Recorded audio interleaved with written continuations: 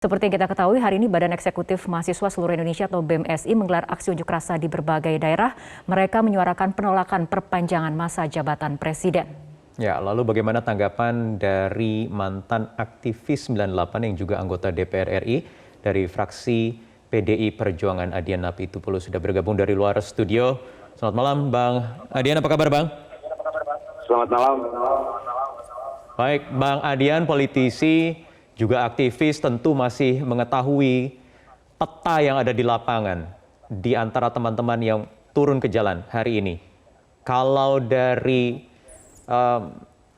pendapat Anda, apa yang Anda lihat di lapangan? Benarkah memang ada yang menyusupi sehingga kemudian terjadi kericuhan di sejumlah tempat? Untuk sampai pada kesimpulan adanya penyusupan atau tidak, itu kan tidak bisa sembarangan ya. Butuh pembuktian.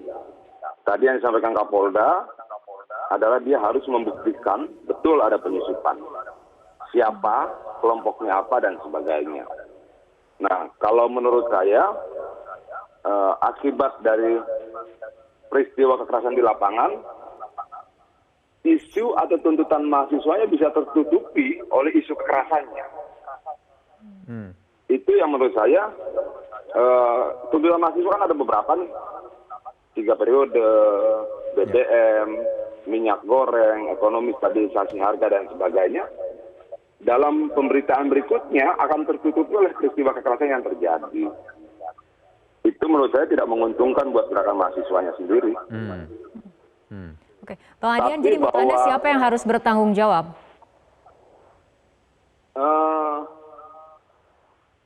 Mengenai pertanggungjawaban, secara personal pelaku kekerasan itu polisi dong nanti yang akan menentukan toh siapa pelakunya dan sebagainya. Akan ada upaya pembuktian.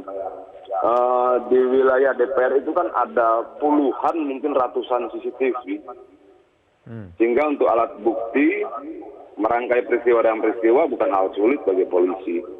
Ya. Bang Adian, kalau tadi Anda katakan dengan adanya aksi kekerasan ini, kemudian tujuan dari aksi mahasiswa jadi tertutupi, artinya ya besar kemungkinan itu memang ada pihak-pihak di luar mahasiswa yang melakukannya. Begitu, Bang?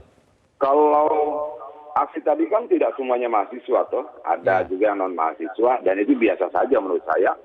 Masalahnya kan begini, ada 6 isu kalau tidak salah yang dituntut oleh diperjuangkan oleh mahasiswa. Isu-isu ini tertutupi oleh peristiwa kekerasannya. Harusnya kan isunya tidak boleh hilang oleh peristiwa apapun. Memang di lapangan sulit ya, untuk massa yang banyak berasal dari berbagai kampus membuka diri terlibatnya masyarakat yang tidak terorganize dalam rapat-rapat yang dibuat mahasiswa, ngontrolnya susah sekali.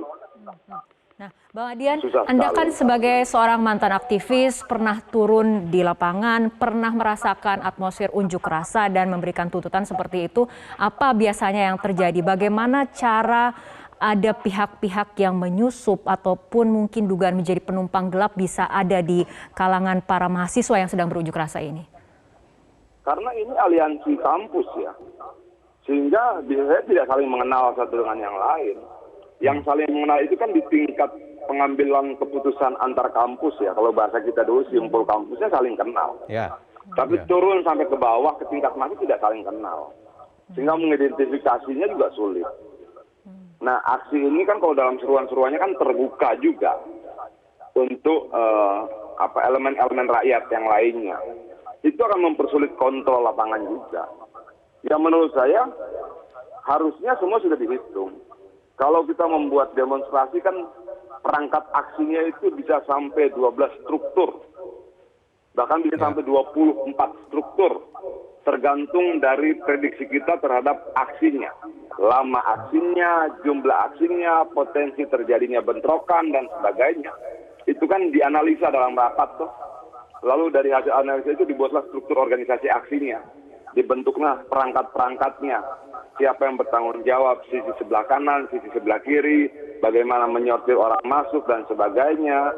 Itu biasanya ada dalam rapat aksinya. Nah, saya kan tidak tahu apakah hal serupa dilakukan juga saat ini atau tidak, dan apakah kemudian struktur organisasi aksinya masif atau tidak.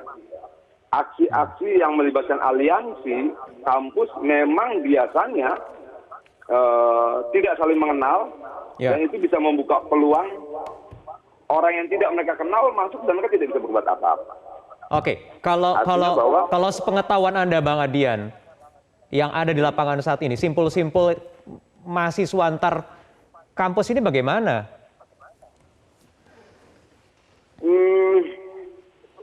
Kalau menurut saya begini ya, saya kan tidak mengikuti bagaimana mereka mengambil keputusan terkait isunya apa, aksinya bagaimana, pengambilan keputusannya seperti apa di lapangan, dalam situasi terdesak bagaimana. Nah itu yang tidak saya pahami. Saya lumrah saja. Ini kan generasi baru ya, yang mungkin pengalaman aksi di lapangannya masih memulailah, mempelajari. Akan ada banyak kesalahan, akan ada banyak kekurangan. Tapi menurut saya biasanya habis aksi ini kita kan kumpul nih. Seluruh perangkat aksi itu bisa 200-300 orang kumpul, kita mengevaluasi apa salahnya, apa gunanya. Baru di aksi kedua, aksi ketiga dan berikutnya akan lebih baik. Oke. Baik. Kalau begitu kita akan nantikan apakah memang akan ada aksi-aksi lanjutan. Kalau tadi menurut Anda tujuan dari turunnya mahasiswa di hari ini tertutupi dengan aksi kekerasan yang terjadi terutama di depan gedung DPR, bahkan juga ada sejumlah aksi kekerasan yang terjadi di sejumlah wilayah lainnya. Baik, terima kasih Bang Adian Napitupulu sudah bergabung bersama kami di Prime Time News. Selamat malam.